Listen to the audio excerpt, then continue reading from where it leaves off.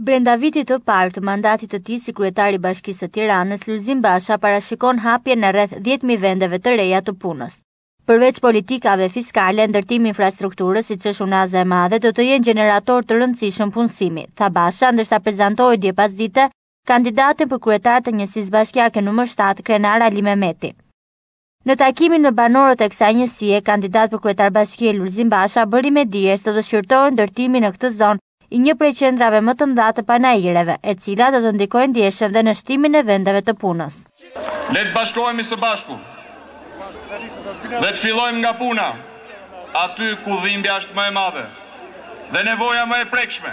Prandaj do ta fillojmë me punësimin. Unë kam një plan konkret dhe serioz. Parashikohet që nëpërmjet stimujve fiskal që do të vinë punëdhënësve në këtë qytet, t'i kthehen vetëm brenda 6 muajve të parë fondet mjaftueshme për të hapur 4.000 vende të reja pune. Brenda 3 mujorit tim të parë, si kryebashkiaku juaj i ardhshëm, unë do të firmos fondin e zhvillimit të biznesit, i cili me një kapital prej 2 milion eurosh, por me një impakt kreditues 20 milion euro, do të bëjt mundur brenda 12 muajve të parë hapjen e 6.000 vendeve të tjera të punës.